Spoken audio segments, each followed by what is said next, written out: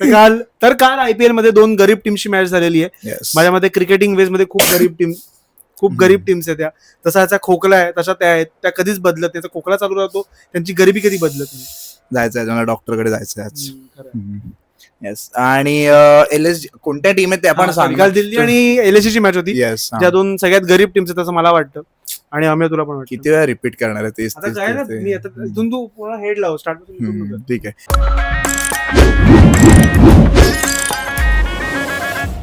LSG आणि Delhi कॅपिटल्सची match होती काल आणि दिल्ली कॅपिटल्सने टॉस जिंकून फिल्डिंग घेतली पहिले आणि जो की त्यांचा बरोबर डिसिजन वाटला मला एका पॉइंटला.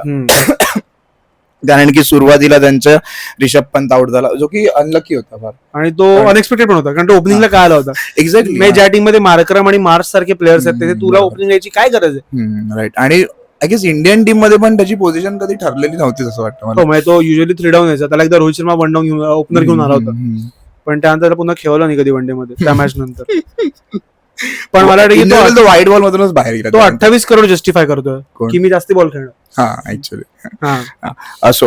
त्याला LSG ने फार कमी रन मारले त्यामुळे आय गेस बोर झाली.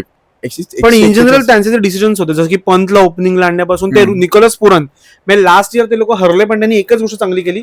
त्यांनी पुरनचा ऑर्डर चांगला सेट केला होता. त्याला त्यांनी 1 डाऊन ठेवलं होतं आणि त्याने ऑलमोस्ट 540 का 550 लास्ट रन मारले होते. सो ते होतं की व्हाय सॉल्व्ह वेन नॉट ब्रोकन तशा पद्धतीचं होतं ते. नको इंग्लिश नको बोलूस.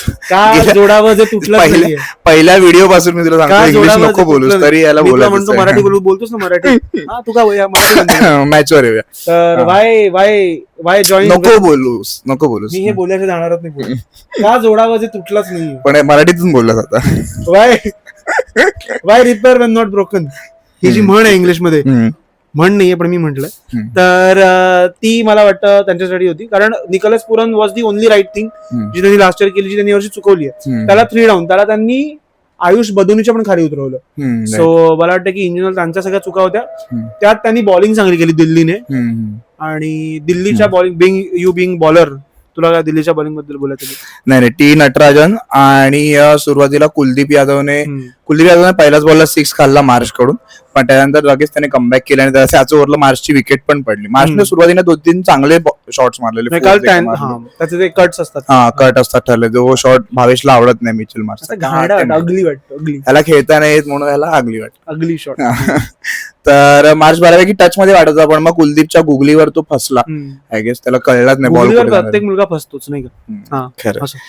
बाय द वे यावर पण टिप्पणी आली की किती तुम्ही जोक मारा स्वतःच्या गर्लफ्रेंडवर स्वतःच्या एक्स गर्लफ्रेंडवर. लोक आपल्याला सांगतात की तुम्ही तेच जोक रिपीट. बघेल मी ती व्हिडिओ बघेल. ठीक आहे. हा तर कुलदीपने मार्चची विकेट काढली. त्यानंतर टी नटराजनने पण खूप चांगली बॉलिंग केली. टी नटराजनने त्यानंतर आयुष बदोनीला 0वर आउट केलं. I guess Badoni is not living up to the mark. मला Badoni is Riyan Parag of Lucknow. Promising start होता की तो 1-2 मॅच जाम भारी खेळायचा पण ते असं कन्सिस्टंटली त्याने असं काय म्हणतो ना तेवढं काय म्हणतो ते नाही केलं त्याने. ते त्यातून त्याने स्टॅम्प मार्क नाही केला अजून मला जेवढं त्याचं ऑप्शनच्या वेळी वगैरे त्याचं नाव वर येत होतं आणि जेवढी हवा बनत होती की आयुष बदोनी तेवढं त्याने अजून कोणताही नॉक आठवत नाही एक्झॅक्टली की बदोनीने ही मॅच जिंकवली एखाद दुसरा. जी प्रोग्रेस यशस्वी जायसवाल तिलक वर्मा या लोकांनी दिली. इव्हन ती कदाचित प्लेअर शशांक सिंग आशुतोष शर्मा आशुतोष शर्माला काल दिल्लीने बसवलं. ठीक आहे. नाही पण तो लास्ट टू लास्ट सीझन खूप चांगला खेळला पण त्याला लास्ट सीझन ठीक खेळले. त्याला पकडलं की याला स्पिन खेळता नाही त्याला पकडलं. सो तसा कोणता नॉक नाही आलाय बदोनी बरोबर. पण मला वाटतं Badoni is more of a test batsman one day त्याची ग्राइंड ती आहे पण त्याला खेळतात गिल सारखं थोडं त्याचं. गिल सारखं गिल पण gill way better batsman. Obviously gill खूप चांगला बॅट्समॅन आहे बदोनीपेक्षा. Obviously yes. फक्त T20 वर्ल्ड कपला नव्हता. त्यानंतर निकोलस पुरन पण स्वस्तातच गेला. निकोलस पुरनला लुंगी एनगिडीने काढला. खूप कडक बॉल टाकला लुंगी. स्लोअर बॉलवर बोल्ड काढला निकोलस पुरनचा. आणि एनगिडी बद्दल तुम्हाला मगाशी काहीतरी ऑफ द कॅमेरा सांगत होता ब्रावो कडून. तर एनगिडीचं हे होतं की एनगिडी जेव्हा चेन्नईमध्ये होता थालांच्या टीम मध्ये तेव्हा त्याला फार खेळायची संधी नाही मिळाली. त्याला थाला नेहमी बेंचवरच बसवायचे. मग बऱ्यापैकी खेळला. मग त्याने 2-3 मॅच हागल्या कारण त्याने मुंबईला 219 चेस करवलं. सो त्यानंतर त्याला पुन्हा खेळवलं नाही. सो त्या काळात जेव्हा तो तिथे बेंचवर होता तेव्हा त्याने ब्रॅव्हो कडनं स्लोअर वन्स शिकले. स्लोअर वन्स त्याच्या यॉर्कर्स त्याने तिकडनं उचलले. आणि कोणत्या तरी इंटरव्ह्यू मध्ये सांगितलेलं पण की ब्राव्होला क्रेडिट दिलं त्याने सांगितलं. तर त्यानंतर इव्हन वर्ल्ड कपला पण तू बघशील तर आफ्रिकेतनं सगळ्यात चांगली बॉलिंग वर्ल्ड कपला त्यानेच केली. स्पेशली जी इंडियाची मॅच होती त्यात त्याने सूर्यकुमार यादवला, जर तू व्हिज्युअली जर बघायला गेलं तर एनगीडी सगळ्यात वीक बॉलर वाटतो आफ्रिकेचा, पण तो सगळ्यात चांगली बॉलिंग करून दिला आणि तो आता खूप इम्प्रूव्ह झाला. सो त्याने वर्ल्ड कप मध्ये पण सूर्याला 10 का 8 बॉल टाकले, स्लोअर वन्स टाकले आणि सूर्याला एकही बॉल त्याचा नीट पिक नाही करत आला, सगळे त्याचे मिसकनेक्ट झाले. पण सूर्या आणि चांगल्या टीम बरोबर चांगले नॉक्स खेळण्याचं जरा म्हणून तो कधी चेन्नईला पण नक्की मारत नाही. ऍक्च्युली मारलं पाहिजे. हा खराब टीम आहे चेन्नई. एनगीडीवर तर एनगीडीची ती इम्प्रुव्हमेंट आहे खूप जास्ती. आणि नटराजन पण तो बॉल करेक्ट आला, आय गेस तो नक्कल बॉल होता कारण की सीम ऑफ डिलिव्हरी होती आणि स्लोअर बॉल पण होता बरोबर. सो माझ्यामध्ये तरी तो नक्कल बॉल असावा. मी आता हायलाइट्स मध्ये बघितलं बघताना नकल केली, अकल की जरूरत नाही होती. अच्छा असं सहवाग बोलला असतं. तर बरंच काय सहवागने त्या दिवशी एका पॉडकास्ट आपलं पॉडकास्ट नाही pre match post match show मध्ये सांगितलं की सचिन एका मॅच मध्ये डायपर घालून पण बॅटिंग करायला गेलेला. इन्फॉर्मेशन शेअर एक्झॅक्टली सचिनने सांगितलं भाई हे नाही बता गौरव कपूरचा शो होता, क्रिकबसचा होता आय गेस तो शो. त्यामध्ये सहवाग सांगत होता की एका मॅच मध्ये डायपर घालून गेलेला सचिन. तर गौरव कपूर हे बता ना बघ ना, पण मग तो एडिट पण करू शकला असता, पण एडिट नाही केलं. हेच आहे ना, हे आपल्याला येत नाही अजून, हे आपल्याला कळलं पाहिजे काय ठेवायचं आणि काय नाही ठेवायचं आयुष्यात की एडिट मध्ये. परत पर्सनल लोकांना तर एडिट वर आपलं कमेंट सहवागवरनं आठवलं कमेंट्री. सध्या ह्या अख्ख्या आयपीएल मध्ये जे काही 3-4 मॅच झाल्या त्यात इंडियन कमेंट्रीला खूप बॅकलॅश मिळतो, एस्पेशली हिंदी कमेंट्री. जे सहवाग आणि कमेंट्रीवर कधी पोहोच सहवागवरनं कमेंट्रीवरती गेलो, कारण सहवाग जात नाही कमेंट्रीवरती. तो काहीतरी त्याच्यात नॉस्टॅल्जिया मध्ये अडकलाय. अरे खूप झालं ते. आणि मग त्यामुळे इयन बिशप जो वेस्ट इंडियन क्रिकेटर होता आणि तो तिथला कमेंटेटर आहे, सो तो माझ्या बेटर अनेक्डोट्स किंवा बेटर इन्फॉर्मेशन देतो. इंग्लिशमध्ये किस्से कोण सांगतो, एखाद दुसरा कधीतरी कोणीतरी सांगितलं सांगतो, नाही तर ते क्रिकेटवरच बोलत होतात, चालू मॅच वरच बोलत होतात. पण इन जनरल हे खूप कमेंटेबल आहे की इंडियन प्लेयर्सची जी इन्फॉर्मेशन इंडियन कमेंट्री पॅनलकडे असली पाहिजे ती त्यांच्याकडे जास्त आहे. त्यांनी अशा 2-3 स्टोरीज सांगितल्या की कारण की आपण तेच आपण किस्स्यांमध्ये अडकून आपल्याला शायरी करायच्या लिहून आणले, आपण किस्स्यांमध्ये अडकून.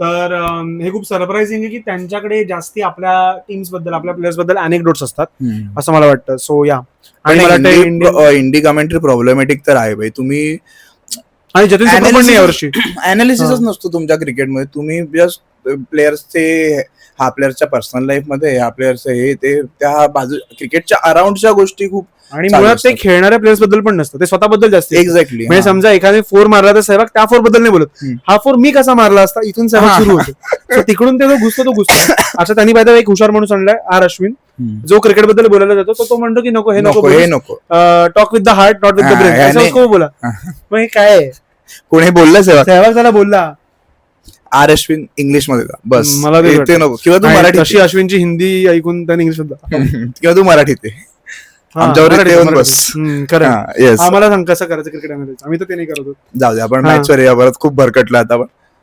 तर टी नटराजनची बॉलिंग जसं तू एनजीडी बद्दल बोलला तसंच आहे.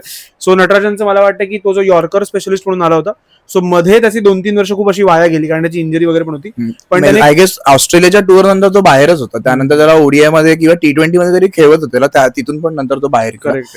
आणि काल त्याने 4 ओव्हर टाकून 29 रन दिलेत फक्त आणि 3 विकेट घेतले. सो त्याचं पोटेन्शियल आय गेस वाया जाते इंडियामध्ये. आणि मला वाटतं तो इंडियामध्ये जसा हर्षदीप आहे, हर्षदीप जास्त व्हरायटी असते बॉलर ऑब्व्हियसली. नटराजन त्या लेवलचा नाहीये, पण एकेकाळी बुमरासोबत त्याला बघितला जात होतो स्वप्नात, खेळलो कधीच नाही एकत्र, पण नटराजन त्या लेवलचा बॉलर होता. आणि सो मला काल त्याची बॉलिंग त्याला पुन्हा मला त्या झोन मध्ये बघताना आवडलं की त्याचे यॉर्कर्स तो चांगले हिट करत होता आणि तो इन जनरल खूप चांगली बॉलिंग करत होता. माझ्या त्याने त्याच्या गावी खूप काम केलं क्रिकेटसाठी, त्याने स्वतःची अकॅडमी वगैरे उघडली आणि तो सुरुवातीलाच बोलला जर मी कधी मोठा झालो तर पहिले भाई तुझं गाव चेंज कर ना, मग जा त्याच्या गावी, तुझं काहीतरी होईल क्रिकेटमध्ये. आपलं वय निघून गेलं.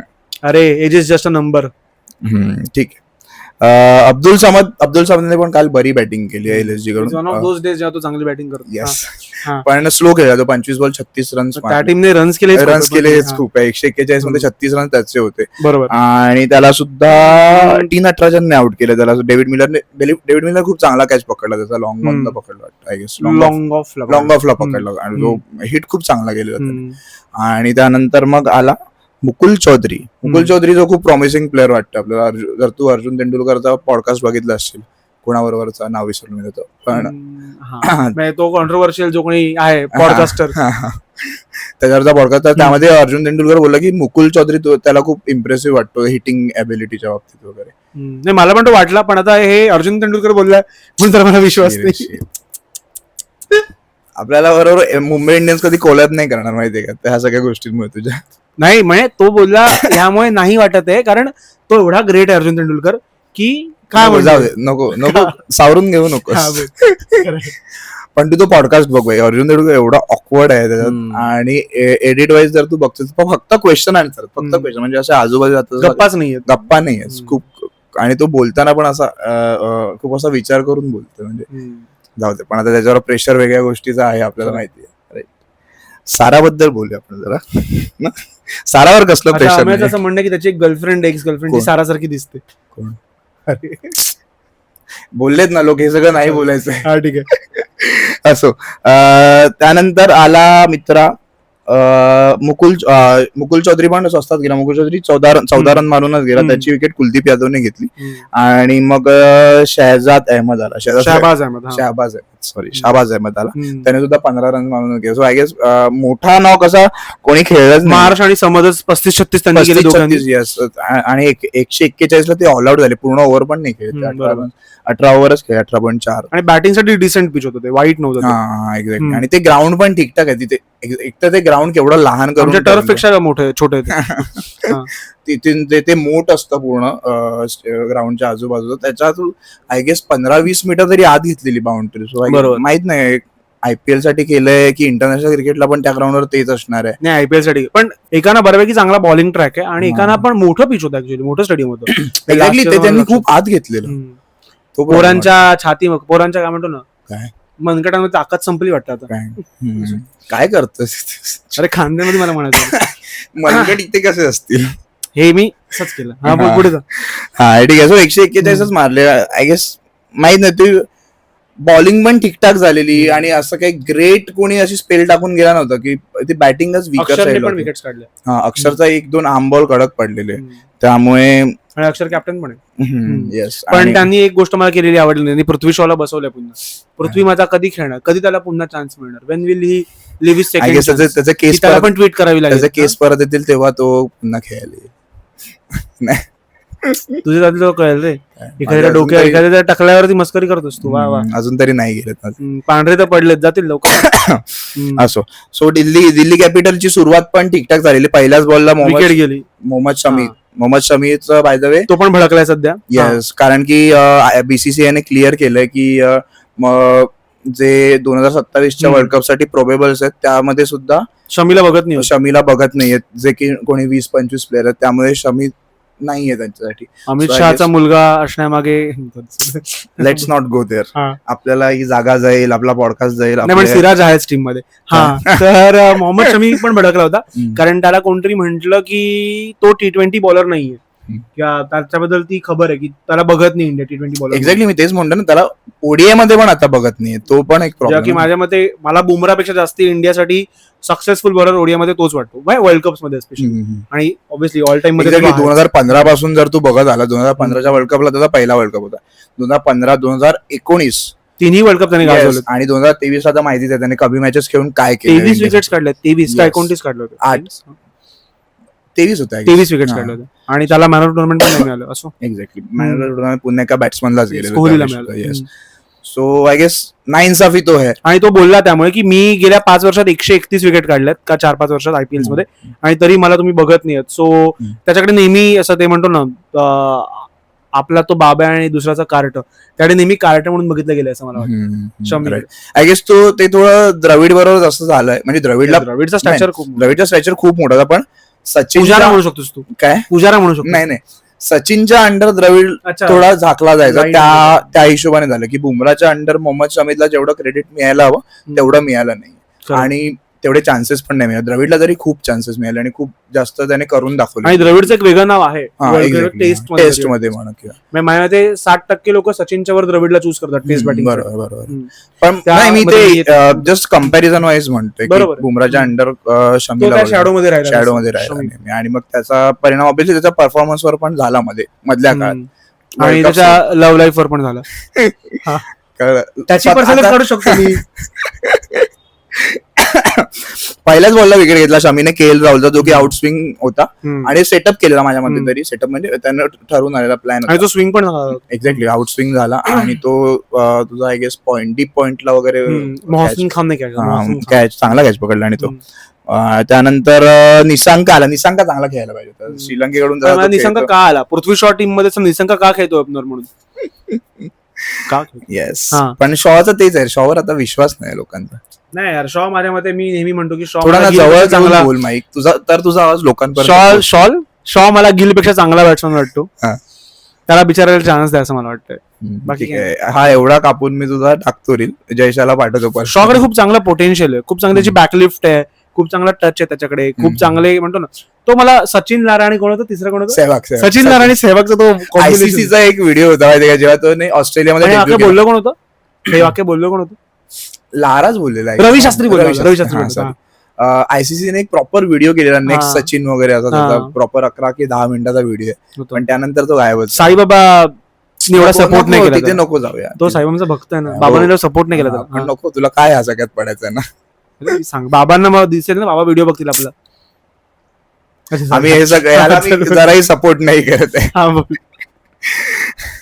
तर पहिल्या 2 विकेट लवकर गेल्या डीसीच्या, पण के.एल. राहुल पहिल्या 4 विकेटांच्या लवकर गेल्या, त्यांच्या 26ला 4 होते, 29ला 4 सो तेव्हा वाटलेलं की बाई घेऊन जाईल एलएसजी मॅच, पण त्यानंतर उतरला ट्रिस्टन स्टब्स आणि आपला रिझवीचा पोरगा. येस, नाही तो युपीचा, सॉरी, समीर रिझवी आला. उगाच काहीतरी फेकायचं. समीर रिझवी आला आणि समीर रिझवीने 70 मारले 47 बॉल, आणि त्याच्याकडून पण एक्सपेक्टेशन होतात ऑब्व्हियसली, कारण त्याने लास्ट आयपीएल ची शेवटची जी मॅच होती दिल्लीची, त्यात त्याने हाफ सेंचुरी मारली. सो आशुतोष शर्माच्या वर त्यांनी त्याला खेळवलं काल. राईट. पण त्याने खूप कडक खेळला, 47 बॉल 70 मारलेत, आणि त्यात त्याचे 5 4 आहेत आणि 4 6, आणि त्यात त्यांना इनिंग थोडी बिल्ड पण करावी लागली आधी, विकेट थांबून थोडं गिअर पण चेंज करावं लागलं. सो दोन्ही गोष्टी त्यांनी केल्या, आणि त्याने काल अख्खी इनिंग अँकर केली. स्कोरबोर्डचं जे प्रेशर असतं ते काल नव्हतं.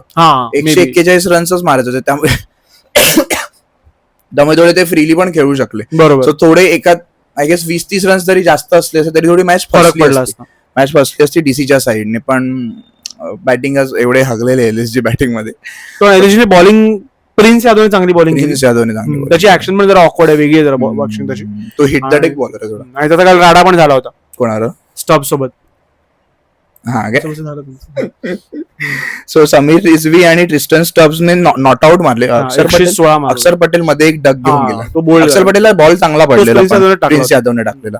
सो ट्रिस्टन स्टब्सने पण 39 मारले 32 बॉल मध्ये. थोडं त्यांनी अँकर केली इनिंग, आणि हिरो रिझवी होता. हिरो रिझवी होता. नाही, पण त्या दोघांना पण क्रेडिट दिलं पाहिजे. नाही, हिरो एकच असतो, ह्यांना एकच हवा हिरो. हेच आहे, गौतम गंभीर हेच बोलतो की बाकी लाज. माझं म्हणणं 11च्या वर्ल्ड कपचा हिरो एकच होता, गौतम गंभीर, बस. त्या दिवशी आपल्याला शिवाजी पार्कवर एकाने सांगितलं, खरं तो बोलता, आणि ऍक्च्युली व्यथा मांडली गंभीरची. खरं, तर त्याचं नाव पण गौतमच होतं ऍक्च्युली. स्टब्सने 39 रन्स मारले 32 बॉल मध्ये. आणि पण तुला ओव्हरऑल काय होतं, एलएसजी वर्सेस डीसी किंवा पंजाबची मॅच असेल तेव्हा बघायला मजा येते तुला? नाही, पंजाबची मॅच तर मला आवडते, कारण पंजाब माझी आवडती टीम आहे ऑब्व्हियसली, फॉर सोल रिझन. का? प्रीती झिंटा, खळीवाली बाई Preity Zinta. For sole reason, for all the wrong reasons. मी सांगतो तुला, पंजाबमध्ये माझे आवडते प्लेयर्स राहिलेले आहेत. जसं की 8 साली शॉन मार्श मला खूप आवडायचा, जेव्हा तो खेळला ते सीझन. मॅक्सवेल मला कधी एवढा नाही आवडला. जेम्स होप्स त्यांचा मला प्लेअर खूप आवडायचा.